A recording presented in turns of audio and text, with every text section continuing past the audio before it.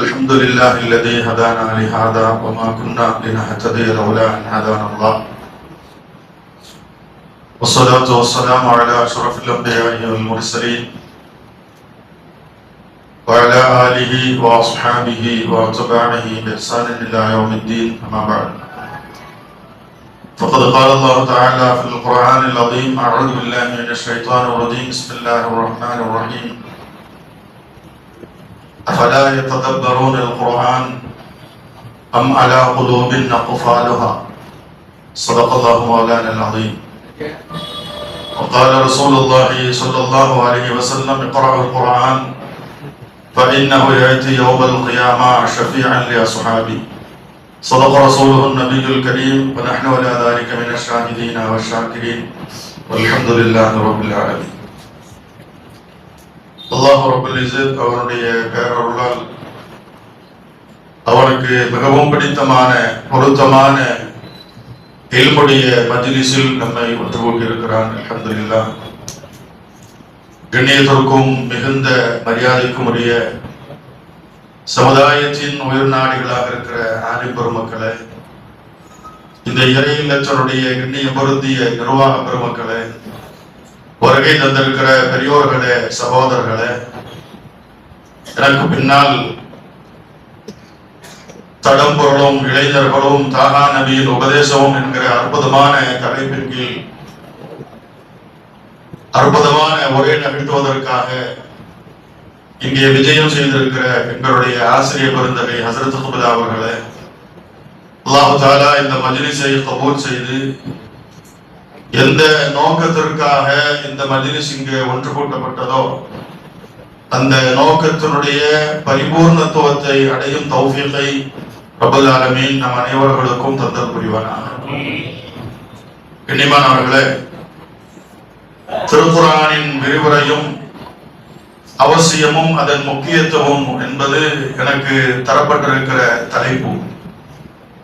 சுருக்கமான நேரங்களில் ஒரு சில செய்திகளை மட்டும் நான் உங்களுடைய சமூகத்தில் பதிவு செய்ய ஆசைப்படுகிறேன். அல்லாஹ் தஆலா அதை சொல்லவும் கேட்கவும் அதன்படி நடக்கவும் நம் அனைவர்களுக்கும் அருள் பாலிப்பானாக. கண்ணியமானவர்களே, ஒரு மோசமான காலகட்டத்தில் நானும் நீங்களும் வாழ்கிறோம். எனக்கு முன்னால் பேசிய அருமை சகோதரர் அல்லாஹ் பக்ஷ் அவர்கள் கொதித்து விட்டு போனதை எல்லாம் நீங்கள் பார்க்கிறீர்கள். துனியாவிலே ஏராளமான குழப்பங்கள் என்றால் அதைவிட தீனிலே ஏராளமான குழப்பங்களை சந்தித்துக் கொண்டிருக்கிற ஒரு சூழலில் நம்முடைய வாழ்க்கை இன்றைக்கு நகர்ந்து கொண்டிருக்கிறது. அல்லாஹ்வை விட்டும் அல்லாஹ்வுடைய ரசூலை விட்டும் அவனுடைய வேதத்தை விட்டும் நம்மை தூரமாக ஆக்குகிற எல்லா விதமான கருவிகளும் கண்டுபிடிக்கப்பட்டிருக்கிற ஒரு காலகட்டத்தில் நானும் நீங்களும் பார்க்கிறோம். நம்முடைய முன்னோர்கள் முழுக்க முழுக்க அவர்களுடைய வாழ்வு திருக்குர்ஆனோடு நெருக்கமாக இருந்தது என்பதை நான் சொல்லித் தர வேண்டிய அவசியம் இல்லை.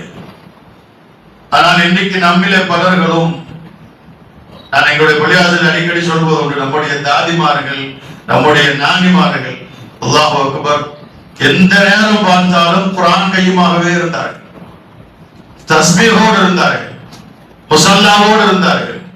இன்னைக்கு இருக்கிற தாய்மார்கள் கொஞ்சம் வித்தியாசமாக காலத்திற்கு ஏற்ப ரிமோட் கண்ட்ரோலோடு இருக்கிறார்கள். நாம செல்போன்ல இருக்கிறோம். அருமையானவர்களே, குர்ஆனை இந்த சமுதாயம் என்றைக்கெல்லாம் தூக்கி பிடித்திருந்ததோ அன்றைக்கெல்லாம் இந்த சமுதாயம் வெற்றி பெற்றிருக்கிறது. என்றைக்கு குர்ஆனில் இருந்து இந்த முஸ்லிம் சமுதாயம் கொஞ்சம் கொஞ்சமாக தூரமாக ஆரம்பித்ததோ, விலகி நிற்க ஆரம்பித்ததோ, குர்ஆனுக்கும் முஸ்லிம் உம்மாவிற்கும் மத்தியிலே இடைவெளி என்றைக்கு ஆரம்பித்ததோ அன்றிலிருந்து இன்று வரை முஸ்லிம் சமுதாயம் ஏராளமான சோதனைகளை சந்தித்துக் கொண்டிருப்பதை நாம் இன்றளவும் கண்கூடாக பார்த்துக் கொண்டிருக்கிறோம். இன்றைக்கு முஸ்லிம் சமுதாயம் சந்தித்துக் கொண்டிருக்கிற பிரச்சனைகள், சோதனைகள், வேதனைகள், யாதனைகள், இதற்கெல்லாம் 1000 காரணங்களையும் 1000 விடுதலைகளையும் பிடிகளையும் சொன்னாலும் என்னை பொறுத்தவரை அதற்கு ஒரே ஒரு திருக்குர்ஆன் மட்டும்தான். குர்ஆனோடு இந்த சமுதாயம் ஒன்றுமானால், குர்ஆனோடு இந்த சமுதாயம் தன்னுடைய தொடர்பை ஏற்படுத்திக் கொள்ளுமானால், குர்ஆனோடு இந்த சமூகம் தன்னுடைய நெருக்கத்தை அதிகப்படுத்திக் கொள்ளுமானால், சதாவும் குர்ஆனும் கையுமாக நம்முடைய முன்னோர்கள் வாழ்ந்தது போல இந்த சமூகம் குர்ஆனை முழுக்க முழுக்க தன்னுடைய கையில எடுக்குமானால், என்னென்ன பிரச்சனைகளை இந்த சமுதாயம் தீன் சார்ந்த துனியா சார்ந்த என்னென்ன பிரச்சனைகளை இந்த சமுதாயம் சந்தித்துக் கொண்டிருக்கிறதோ அத்தனை பிரச்சனைகளையும் அல்லாஹ் தஆலா ஆற்றல் மிக்க அந்த குர்ஆனின் மூலமாக தீர்த்து தருவான் என்பதில் எந்த விதமான சந்தேகமும் இல்லை. ஆயிரங்கள் எவ்வளவு சொல்ல முடியும். எனக்கு நினைவுக்கு வருகிறது, பாக்கியாத்துடைய பாணியாக இருக்கிற அண்ணல் அலா ஹஸரத் அவர்கள் பேரூரில் இருக்கிற பாக்கியாது சாலிஹாத் என்கிற தலை சிறந்த அரபு கல்லூரி, இன்றைக்கும் தமிழகத்தில மூடு விழா காணுகிற ஏராளமான அரபு கல்லூரிகளுக்கு மத்தியில தோய்வில்லாமல் தலை நிமிர்ந்து நிற்கிற ஒரு அரபு கல்லூரி, பல்லாயிரக்கணக்கான பாந்தவர்களை உலகெங்கிலும் பணியாற்றுகின்ற மாமேதைகளாக உலகத்திற்கு தந்த ஒரு அற்புதமான கல்லூரி. அந்த கல்லூரியினுடைய ஸ்தாபகர் அண்ணல் அலா ஹஸரத் ரஹ்மத்துல்லாஹி அலைஹி அவர்கள். கட்டிட வேலையெல்லாம் முடிஞ்சதுக்கு பிறகு சரி, அரபு கல்லூரியுடைய கட்டட வேலையெல்லாம் முடிஞ்சிருச்சு, இந்த ஸ்தாபனத்திற்கு இந்த கல்லூரிக்கு என்ன பெயர் வைக்கலாம் அப்படின்னு ஹஸரத் அவர்களும் நிர்வாக பெருமக்களும் முடிவு செய்கிறார்கள். பல காரியங்களை பல பெயர்களை பலர்களும் சொல்லுகிறார்கள். எதுவும் அந்த கல்லூரிக்கு தகுந்த பெயராக சூட்டாகவே இல்லை. பலர்கள் பலவிதமான அபிப்பிராயங்கள், பலவிதமான கருத்துக்கள். கடைசியா ஹஸரத் சொன்னாங்களா, குர்ஆன் எடுத்துட்டு வாங்க. நான் எதுக்கு சொல்ல வரேன்டா, துன்யாவுடைய தீனுடைய பிரச்சனை மட்டுமல்ல, வெறும் ஆன்மீகத்தை மட்டும் போதிக்கிற வேதம் அல்ல குர்ஆன். நம்ம நிறைய பேர்கள் அப்படி அதை தவறாக நினைத்து வைத்திருக்கிறோம். வெறும் ஆன்மீகத்தை மட்டும் போதிக்கிற வேதம் அல்ல குர்ஆன். மனித வாழ்வினுடைய சகல துறைகளுக்கும் உண்டான சரியான தீர்ப்பு இல்ல, சரியான தீர்வை தருகிற ஒரே வேதம் அல் குர்ஆன் மட்டும்தான். ஆளுக்கு ஆளு அந்த பேர் வைக்கலாம் இந்த பேர் வைக்கலாம் அப்படின்னு சொல்லி என்ன பேர் வைக்கிறதுன்னு தெரியாம தடுமாறி கொண்டிருக்கிற போது அலா ஹஸரத் அவர்கள் குர்ஆனை எடுத்தவரை சொல்கிறார்கள். அவர்களுக்கு முன்னாலே குர்ஆன் கொண்டு வந்து வைக்கப்படுகிறது. ஹஸரத் அந்த குர்ஆனை விரிக்கிறாங்க. குர்ஆனை விரிச்ச உடனே சூரத்துல் கஹ்ஃப்ல வல் பாக்கியாத்து ஸாலிஹாத்து கைருன் இன்த ரப்பிக் என்கிற ஆயத்து கண்ணில படுகிறது. அதற்கு சொன்னாங்களா, பாக்கியா ஸாலிஹான்னு வச்சுக்கலாம். ஒரு மதரசா, இன்றைக்கும் அந்த மதரசா சும்மா வெறுமனே பாக்கியா ஸாலிஹ் வச்சுக்கலாம்னு சொல்லல. இன்றைக்கும் அந்த மதரசா முன்னை விட வீரியமாக பல்லாயிரக்கணக்கான பாந்தவிகளை இந்த உலகத்திற்கு தந்திருக்கிற அற்புதமான அரபு கல்லூரியாக அதை விளக்குகிறது என்று சொன்னால், அந்த ஸ்தாபனத்திற்கு பெயர் வைப்பதற்கும் கூட ஹஸரத் அவர்கள் குர்ஆனை தான் திறந்து பார்த்தார். சமகாலத்தில் நடந்த எத்தனை பிரச்சனைகளுக்கு இது மாதிரி உதாரணம் சொல்ல முடியும் தெரியுமா? ஆனா இன்னைக்கு ஒரு வருத்தமான செய்தி, யாரும் தவறாக எண்ணிக்கொள்ளக் கூடாது. குர்ஆனில் இருந்து அதிலும் குறிப்பாக ஹஸரத் அவர்கள் அற்புதமாக உங்களுக்கு முன்னாலே பேசுவார்கள். குறிப்பாக இளைஞர்கள் குர்ஆனில் இருந்து வெகு தூரம் போயிருக்கிறார்கள். அவர்களுக்கும் குர்ஆனுக்கும் மத்தியில் மிகப்பெரிய இடைவெளி இருக்கிறது.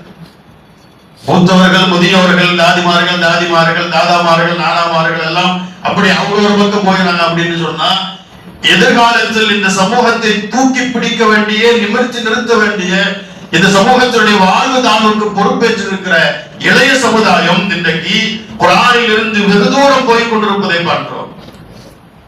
அது ஒரு வருத்தமான செய்தி. அருமையானவர்களே, நம்முடைய முன்னோர்கள் எல்லா வகையிலும் குர்ஆனோடு அவர்களுக்கு நெருக்கமான தொடர்பு இருந்த காரணத்தினாலே அல்லாஹ் ஜல்ல ஷானஹு தஆலா வாழ்வினுடைய எல்லா நிலைகளிலும் அவர்களை உயர்த்தினான் என்பதை பார்க்கிறோம். அடிக்கடி உதாரணம் சொல்வதுண்டு.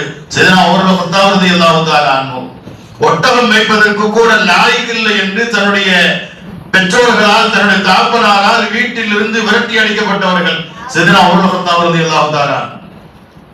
என்னென்ன வேலைக்கெல்லாமோ கொண்டு போய் சேர்த்தாங்க. எந்த வேலையும் அவர் தேர்வே இல்லை, எல்லாத்துலயும் ஃபைல் ஆகிட்டாரு. நம்மளா இருந்தா மதரசால சேர்த்து விடுங்கன்னு சொல்லிருப்போம் இல்லையா? சேர்த்து ஸ்கூல்ல சேர்த்து பார்த்தேன், வேலை கடையில கொண்டு போய் விட்டேன், ஒண்ணும் தேரல. எதை விட்டாலும் எதுலையும் தேர மாட்டேங்கிறான், உன ஓத சேர்த்துக்குங்க அப்படின்னு நினைச்சு பாருங்க. அப்படி எதுக்கும் லாய்க்கு இல்லை என்று பதர்களாக கல்லூரிகளிலே கொண்டு வந்து சேர்க்கப்படுகின்றவர்கள் தான் இது போன்ற குடம் போட்ட தங்கங்களாக இன்னைக்கு கும்பத்தை வழிநடத்தி கொண்டிருக்கிறார்.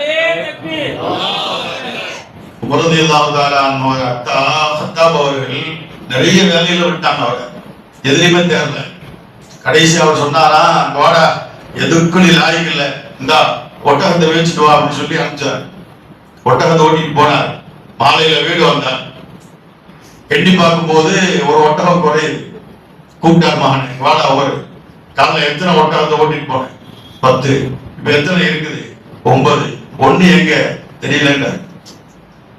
அவர் சொன்ன அரபிகள் ரோஷத்துல மிகுந்தவர்கள்.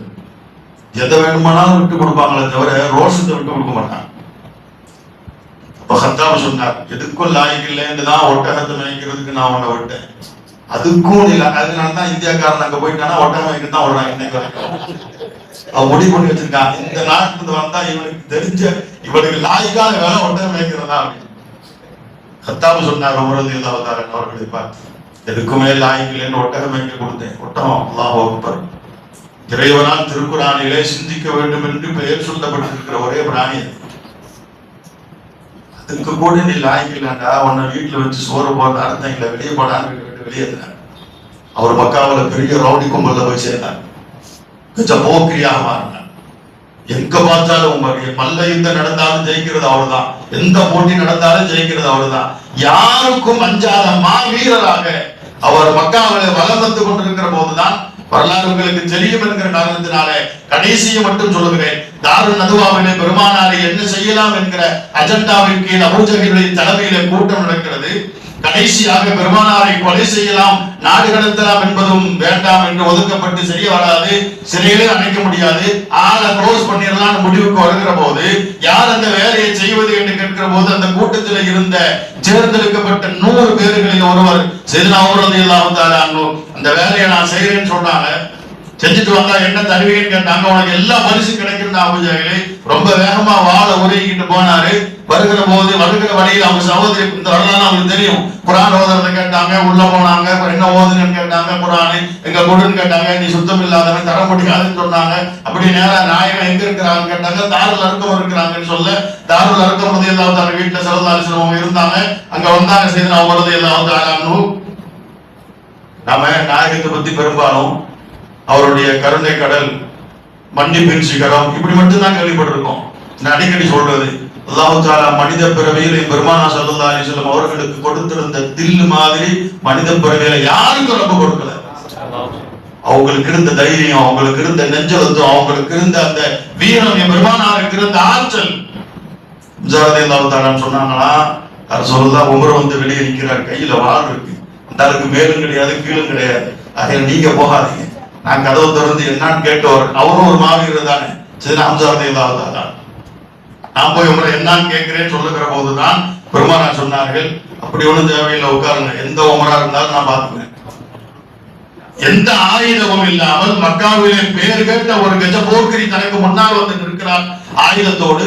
என் கண்மணி நாயகம் ஸல்லல்லாஹு அலைஹி வஸல்லம் அவர்கள் கதவை திறந்து வெளியே நின்று கொண்டிருக்கிற உமருக்கு முன்னாலே போய், இந்த சண்டையில சட்டை கொத்து பிடிக்கிறது இல்ல, இதெல்லாம் நாயகத்துடைய ஸ்டைல் தான். அன்னைக்கு நேரா போய் இப்படி இந்த சட்டையை அப்படி கோர்த்து முடிச்சு ஒரு குலுக்கு குலுக்கிட்டு, மாஷாஅல்லாஹ் யா உமர், என்ன விஷயமாக வந்தீர் அப்படின்னு கேட்டான்.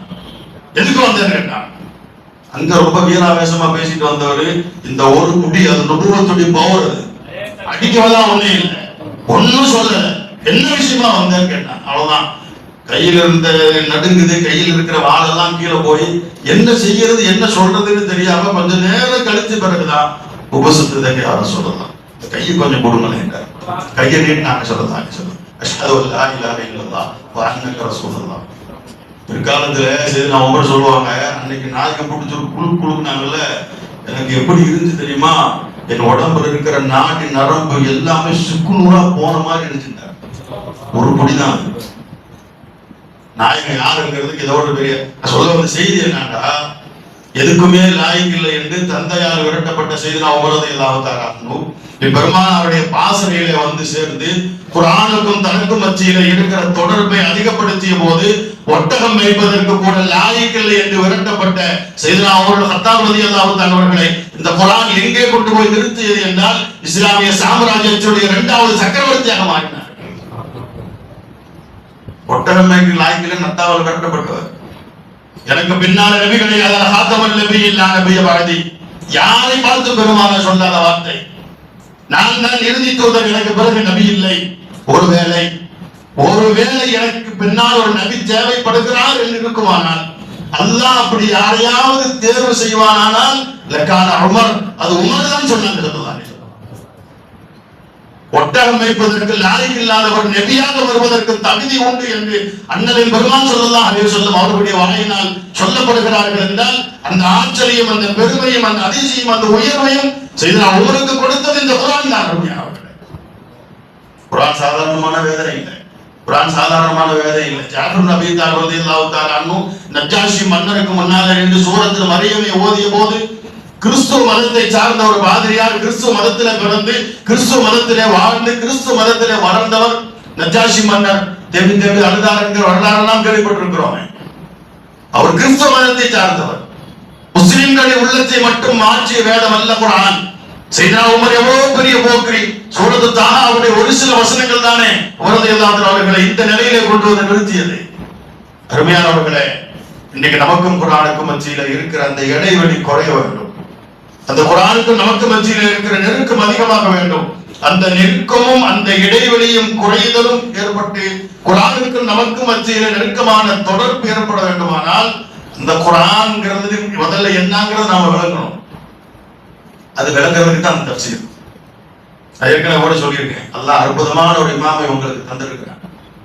நான் ஓப்பனாவே சொல்றேன், பள்ளியாசல உட்கார்ந்துக்கிட்டு சொல்றேன். கடந்த ஜூன் 22ஆம் தேதியிலிருந்து எங்க பள்ளியாசலையும் அல்லாஹ்வுடைய அருளால தஃசீர் ஆரம்பிச்சிருக்கோம். நான் வர்றது கொஞ்சம் தாமதமானது, அங்க 45 நிமிஷம் தஃசீர் நடத்திக்கிட்டா நாங்க ஓடி வந்தேன். அதுக்கு காரணமே இவர்தான். நாமும் தஃசீர் நடத்தணுங்கிற ஆசை வந்துச்சு. அல்லாஹ்வுடைய அருளால எல்லாராலும் தஃசீர் நடத்த முடியாது. பயான் யார் வேண்டுமானோ ஒரு ஹதீஸ் ஆயத்தை வச்சுக்கிட்டு அவங்களுக்கு இருக்கிற நாவாண்மையில திறமையில மனுக்கணக்கில் எவ்வளவு வேண்டுமானாலும் இந்த மாதிரி ஒன்றுக்கு லாய்க்கலாலும் எவ்வளவு வேண்டுமானாலும் பேசலாம். ஆனா தஃசீர் நடத்துறதுங்கிறது இருக்குது, அது சாதாரணமான விஷயம் இல்லை. ஒரு ஆயத்துக்கு விளக்கம் சொல்லணும்னா அது சம்பந்தமான எல்லா நிலைகளும் அதனுடைய மாக்கபது மாபழுது ஏன் இறங்குச்சு, எதுக்கு இறங்குச்சு, இதனுடைய பின்னணி எல்லாம் செஞ்சா தான் ஒரு ஆயத்துக்கு நீங்க அர்த்தம் சொல்ல முடியும். மது சம்பந்தமாக குர்ஆன்ல வருகிறது. ஆரம்பத்தில் அல்லாஹ் தஆலா இஸ்முஹுமா அக்பரு மின் நஃபஹிமா அப்படின்னு சொன்னான். இதை வாலிபர் பிடிச்சுப்பாங்களோ? அல்லாஹ் என்ன சொல்றான்? இஸ்முஹுமா அக்பரு மின் நஃபஹிமா. மது சூதாட்ட விசாரம் எல்லாம் இருக்குது. இதுல சொல்லிடலாம்ல, இஸ்முஹுமா அக்பரு மின் நஃபஹிமா, அதுல பலன் இருக்குதுங்கிறான் அல்லாஹ். அதனால தான் அசத்து சின்ன பாட்டில் பீர் விட்டா நம்ம ஊத்தி விட்டு போயிடலாம் பாருங்க. இன்னைக்கு எவ்வளவு தூரத்துக்கு அடிமையா போயிருக்கா தெரியுமா? ஆனா குர்ஆன் சொல்லுது அதுல நன்மை இருக்குதுங்கிறான், நஃபா இருக்குதுங்கிறான். அது என்ன நஃபாங்கிறதெல்லாம் இன்ஷாஅல்லாஹ் நம்ம தனியா பேசுவோம். அதுல இருக்கிற நன்மையை விட பாவம் தீமை அதிகம் அப்படின்னு சொல்றான் அல்லாஹ்.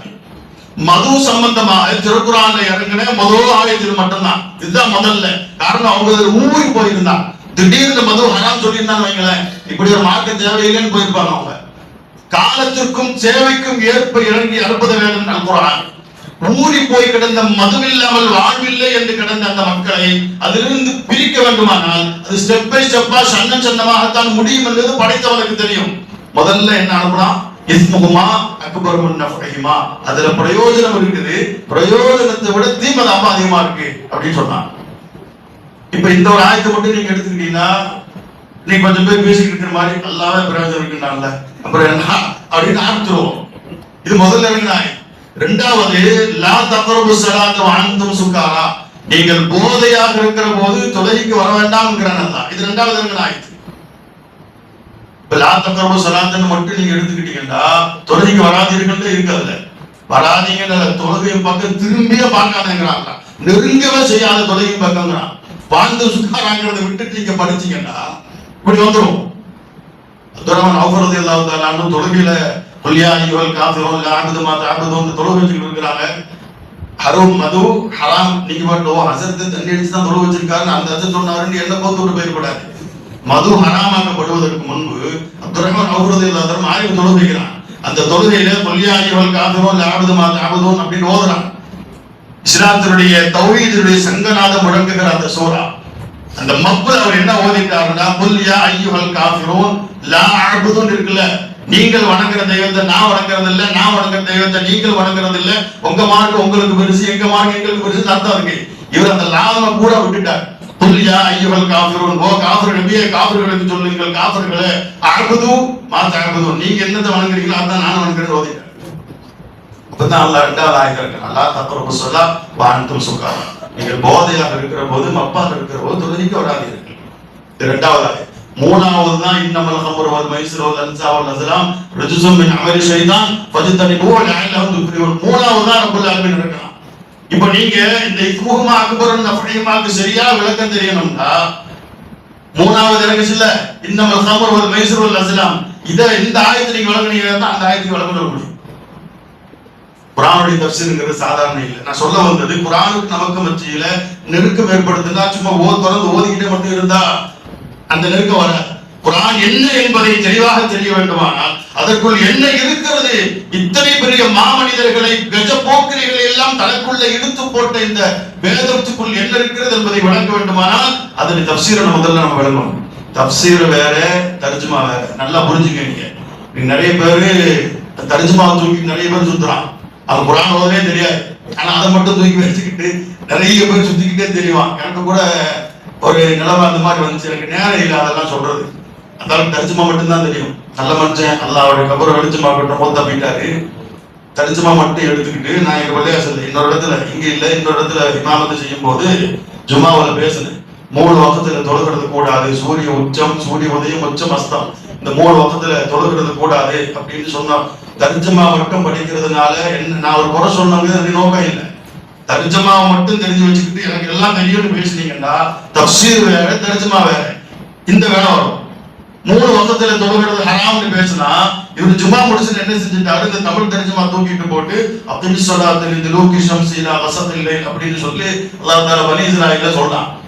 அப்துல் ஸலாத் இந்த லூகி ஷம்ஸிலா வஸதில்லை, சூரிய உதயமானதிலிருந்து சூரியன் மறைகிற வரைக்கும் தொழுகையை நிலைநிறுத்துங்கள் அப்படின்னு அந்த ஆயத்து சொல்லுது. பெருந்தங்கமா இவர பசங்களை கூப்பிட்டுங்களா மதத்தின் பெருசா பேசுறீல்ல, சூரிய உதயமானதிலிருந்து மறைகிற வரைக்கும் தொழுதுங்கன்னு குர்ஆன் இருக்கு. உங்களால என்ன சொன்னாரு, 3 வகத்துல தொழுக கூடாதுன்னா குர்ஆனுக்கே மாத்தமா பேசியிருக்காருங்க.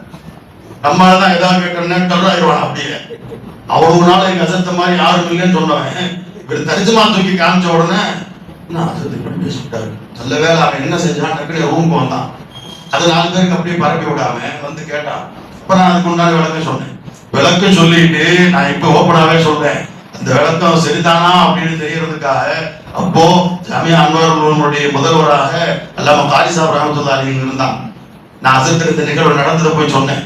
இப்ப நடந்துச்சு, செத்தாப்பா நீ சொன்னதுதான்ப்பா சரி, காலையிலிருந்து இரவு வரைக்கும் தொழுகுங்க கருத்தை இல்லை, ஃபஜ்ர், லுஹர், அஸ்ர், மக்ரிப் எல்லாத்தையும் தொழுதுங்க அப்படின்னு தான் அர்த்தமே தவிர இடையில 3 வகத்து ஹராமான வகத்து இல்லைங்கிறதுக்கு அந்த ஆயத்து ஆதாரமே கிடையாது அப்படின்னு சொன்னாங்க. நான் எதுக்கு சொல்ல வர்றேன் அப்படின்னு கேட்டா இந்த மாதிரி சிக்கல்லாம் ஒரு வெறும் தர்ஜுமா மட்டும் படிச்சுக்கிட்டீங்களா.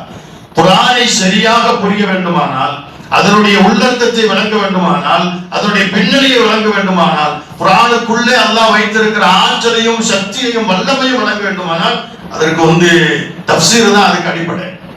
தர்ஜுமால அப்படி டைரக்டா அதுக்கு உண்டான தமிழாக்கம் இருக்கும், அவ்வளவுதான். பொண்ணு வேணாம், எல்லாத்துக்கும் தெரிஞ்ச சூறா தான் கைரில் மக்தூபி அலைஹிம் வலல்லாலீன் அப்படி சொல்றோம் இல்லையா. நம்ம எல்லாம் சொல்லுவோம் உன் கோபத்திற்கு ஆளானவர்களுடைய வழியே இல்ல, வலல்லாலீன் வழிகட்டவர்களுடைய வழியும் அல்ல. இந்த 2 வழியும் அல்லாத உன் நியமத்துக்கு சொந்தக்காரர்களுடைய வழி எதுவோ அந்த வழியை காட்டுன்னு கேட்கிறோம் இல்லையா. கைரில் மக்தூபி அலைஹிம் கோபத்துக்கு ஆளானவர்கள், வலல்லாலீன் வழிகட்டவர்கள், வழி தவறி போனவர்கள். இப்படித்தான் இருக்கு குர்ஆன்ல. இந்த கோபத்துக்கு ஆளானவங்க யாரு, வழிகட்டு போனவங்க யாரு, எந்த தர்ஜுமாலையும் பார்த்தாலும் இருக்காது. இதுதான் இருக்கும் கைரில் மக்தூபி அலைஹிம், உன் கோபத்திற்கு ஆளானவர்கள், வலல்லாலீன் வழிகட்டு போனவர்கள். இவர்களுடைய வழி அல்லாத நேரான நியமத்துடைய வழியில் நடந்த நல்லோர்கள் வழியை காட்டு அப்படின்னா எதிர்த்து சிராத்த புஸ்தகம் சொல்லுவோம். இந்த கைரில் மக்தூபி அலைஹிம் கோபத்திற்குள்ள அல்லாஹ்வுடைய கோபத்திற்கும் சாபத்திற்கும் ஆளானவர்கள் யார், வழிதவறி போனவர்கள் யார் என்பதை நீங்க தர்ஜுமால தெரிஞ்சுக்க முடியாது, தஃப்சீர்ல தான் தெரிஞ்சுக்க முடியும். மன்னும் யார சொல்றது, தஃப்சீர்ங்கிறது இன்னைக்கு ஆரம்பிச்சது இல்லை. ஸல்லல்லாஹு அலைஹி வஸல்லம் அவங்கள்ட்ட சஹாபாக்களே கேட்டாங்க, யார சொல்றது அது யாரு, கைரில் மக்தூபி அலைஹிம் யாரு, வலல்லாலீன் யாரு என்று கேட்கிற போது பெருமானார் சொன்னார்கள் கைரில் மக்தூபி அலைஹிம் அல்லாஹ்வுடைய கோபத்திற்கும் சாபத்திற்கும் ஆளானவர்கள் யூதர்கள், வலல்லாலீன் வழிகட்டு போனவர்கள் என்பது நசாராக்கள் சொன்னாங்க. நீங்க தர்ஜுமா மட்டும் பாத்தீங்கன்னா இந்த கைரில் மக்தூபி அலைஹிம் யாருன்னு தெரியாது, வலல்லாலீன் யாருன்னு தெரியும். இந்த மாதிரி ஆயிரக்கணக்கான நிகழ்வு குர்ஆன்ல இருக்குது. வாழ தலாதத்தில்லதீன குல்லிஃபு. ஒரு இடத்தில் அல்லாஹ் தஆலா இப்படி சொல்கிறான், அந்த 3 பேர்கள் யுத்தத்துக்கு போகாமல் பின்தங்கி விட்ட 3 பேர்களுடைய தௌபாவை நான் ஏற்றுக்கொண்டேன் அல்லாஹ். எந்த 3 பேர் தெரியுமா? இந்த மாதிரி ஆயிரம் இருக்கு. இந்த தஃப்சீரை முழுமையாக அந்த மாதிரி வகுப்புகள் கிடைக்கிற போது அந்த தஃப்சீருடைய கிளாஸ் நாம முழுசா பயன்படுத்திக்கிட்டோம் அப்படின்னு வைங்க, அல்லாஹ்வுடைய அருளால குர்ஆனுக்கும் எதையுமே முழுசா வழங்கினா தான் நாம அதுக்குள்ள நுழைய முடியும். ஒருத்தர் பத்தி முழுசா தெரிஞ்சாதான் நாம அவரை நேசிப்போம். வெறும் ஓதுறதை மட்டும் வச்சுக்கிட்டு ஓதுறதுனால மட்டும் குர்ஆன் மேல நேசம் வந்துடாது. அந்த குர்ஆனுக்குள்ள என்ன இருக்கிறது என்பதை தெரிந்து கொள்ள வேண்டும். அது தர்ஜுமாவில் மட்டும் முழுசா தெரிஞ்சுக்க முடியாது. தஃப்சீரோடு சேர்கிற போதுதான் அதை முழுமையாக தெரிந்து கொள்ள முடியும். அப்படி தெரிந்து கொண்டால் மட்டும்தான் நாம நம்முடைய குர்ஆனுக்கும் நமக்கு மத்தியில இருக்கிற அந்த இடைவெளியை குறைத்து குர்ஆனுக்கும் நமக்கு மத்தியில நெருக்கமான தொடர்பை ஏற்படுத்திக் கொள்ள முடியும். அதுக்கு ஒரு நல்ல வாய்ப்பு. இதை சொல்லும் போது நான் ஒரு செய்தியை சேர்த்து சொன்னேன். இன்னைக்கு எல்லாத்துடைய கையிலும் ஆண்ட்ராய்டு மொபைல் இருக்கு. தயவு செய்து மொபைல் எல்லாம் குர்ஆனுக்கு அர்த்தம் தேடாதீங்க. முக்காவாசியும் ஒண்ணு மாதிரி எங்க அசத்த மாதிரி 1-2 பேர் மட்டும்தான் சோசியல் மீடியாவில் இருக்காங்க. நம்ம செஞ்ச தப்புல அது ஒண்ணு. மீதி இருக்கிறது பூரா சைத்தான் தான் இருக்கான் உள்ளாத. அவன் ஆயத்துக்கு அவன் தகுந்த மாதிரி விளக்கம் கொடுத்துட்டு இருக்கான். உங்களுக்கே தெரியும், ஒரு காலத்துல என்னமெல்லாம பேசிக்கிட்டு இருந்தவன் இப்ப கடைசியில் ஒரு செய்தி சொல்லியிருக்கான். ஆனா பழசுதான், ஆனா இப்போதைக்கு அது புதுசு. அது கோயில்ல கொடுக்கக்கூடிய பிரசாதம் எல்லாம் சாப்பிடலாம், அவன் சொன்னதுனால ஆராமாயிருமாங்க. பாத்தீங்களா இல்லையா? கேள்விப்பட்டீங்களா? ஆளெல்லாம் நான் சொல்ல மாட்டேன், அசத்துக்கு ரொம்ப நெருக்கமான ஆளத்தால். கோயில்ல கொடுக்கக்கூடிய பிரசாதங்கள்ல சாமிக்கு முன்னால் வச்சு படைச்சது கும்பிட்டது அதை சாப்பிடலாம். அவன் கோயில வச்சு கும்பிட்டா அது எப்படி ஹராமாகும்? அது ஹராம்னு அல்லாஹ் சொல்லியிருக்கணும் குர்ஆன்லங்கறான். இப்படிதான் அவன் குர்ஆனுக்கு விளக்கம் சொல்லுவான். நீங்க சோசியல் மீடியாவில் உட்கார்ந்துக்கிட்டு குர்ஆனுக்கு தர்ஜுமா கேட்கிறேன், குர்ஆன் தஃப்சீர் கேட்கிறேன், அதுல கேட்டேன் இதுல கேட்டேன், நிறைய பேர் இளைஞர்கள் அப்படி சொல்றாங்க. இன்னைக்கு அதுக்கு சொல்ல வர்றேன், தயவு செய்து மார்க்க விஷயங்கள் எதையும் சோசியல் மீடியாவில் தேடாதீங்க. அவங்க உட்கார்ந்து தன்னை பெரியவனாக்கிறதுக்காக தன்னிலை விளக்கம் தான் கொடுக்கிறானே தவிர யாரும் இல்லை. எவனும் முக்காவாசி பேரும் குர்ஆனுக்கு விளக்கம் சொல்லுகிற போது, தஃப்சீர் செய்கிற போது, அர்த்தம் சொல்லிக்கிற போது, அதனுடைய பின்னணிகளை பேசுகிற போது சஹாபாக்களோ தாபிஈன்களோ தபா தாபிஈன்களோ சொன்ன கருத்தை சொல்றதே இல்லை. இவன் தான் இவருடைய மூளைக்கு என்ன எட்டுதோ அந்த கருத்து தான் இன்னைக்கு சொல்லிக்கிட்டு இருக்கிறான். தஃப்சீர் என்று வருகிற போது, ஹதீஸ் என்று வருகிற போது, மார்க்கத்தினுடைய விளக்கங்கள், வியாக்கியானங்கள், தத்துவங்கள், சித்தாந்தங்கள் என்று கொள்கை கோட்பாடுகள் என்று வருகிற போது தயவு செய்து நான் இளைஞர்களுக்கு சொல்லிக் கொள்கிறேன், அதை நீங்க சோசியல் மீடியால தேடாதீங்க. அதுல இருக்கிற முக்காவாசி பேரும் சொல்லுவது முழுக்க முழுக்க தன்னிலை விளக்கம் தானே தவிர தன்னிலை விளக்கம் மார்க்கமாகாது. நமக்கு அல்லாஹ் சொல்லி இருக்க வேண்டும், அல்லாஹ்வுடைய தூதர் ஸல்லல்லாஹு அலைஹி வஸல்லம் சொல்லி இருக்கணும். அது அப்படியே கண்ணு முன்னால் உட்கார்ந்து பார்த்து வாழ்ந்த சஹாபாக்கள் சொல்லி இருக்கணும். அவர்களை அப்படியே பார்த்து பின்பற்றிய தாபிஈன்கள் சொல்லி இருக்கணும், தபா தாபிஈன்கள் சொல்லி இருக்கணும், இவர்கள் வழிவந்த இமாம்கள் சொல்லி இருக்கணும். நம்ம ஏத்துக்கலாம். அவன் சொன்னா இவன் சொன்னான்னு ஏத்துக்கிறதுக்கு வழிகட்டு போறதுக்கு இதுவெல்லாம் ஒரு காரணமாக ஆகிரும். இது என்னுடைய ஒரு தாழ்மையான வேண்டுகோள். ஆக அருமையானவர்களே, பெரியவர்களும் சரி இளைஞர்களும் சரி, இங்க நடக்கக்கூடிய இந்த தஃப்சீருடைய வகுப்புகளில உங்களை அந்த கிளாஸ்ல அந்த மஜ்லிஸ்ல உங்களை நீங்கள் அதிகமாக இணைத்துக் கொண்டீர்கள் என்றால் ஓதுகிற போது குர்ஆன் நமக்கு தருகிற இன்பம் வேறு, அதை முழுமையாக விளங்கியதற்கு பிறகு கிடைக்கக்கூடிய இன்பம் வேறு. அரபிகள் அவர்கள் தாய்மொழி அரபியாக இருந்ததாலதான் வழியில இப்படி போய்கிட்டு இருக்கும்போது ஸல்லல்லாஹு அலைஹி வஸல்லம் அங்க உட்கார்ந்து ஓதிக்கிட்டு இருப்பாங்க. அவரை கூப்பிட்டு வாப்பா கேளுன்னு சொல்ல மாட்டாங்க.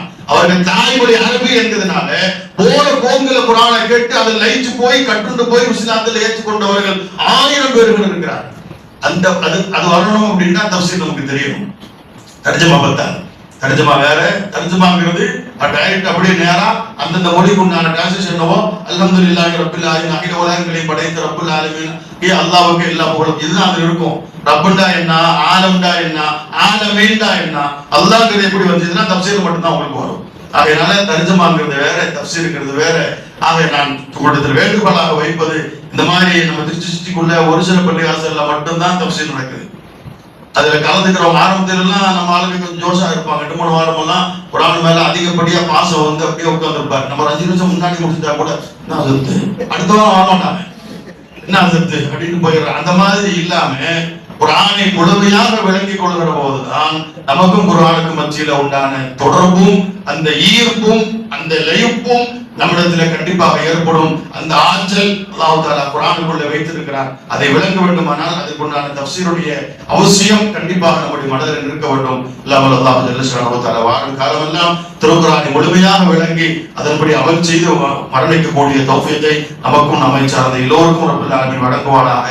நல்ல துஆவோடு வாய்ப்புக்கு நன்றி கூறி முடித்துக் கொள்கிறேன். ஆகிரு தஅவானா அல்ஹம்துலில்லாஹி ரப்பில் ஆலமீன். அஸ்ஸலாமு அலைக்கும் வரஹ்மத்துல்லாஹி வ அலைக்கும் அஸ்ஸலாம் வரஹ்மத்துல்லாஹி வபரகாத்துஹு.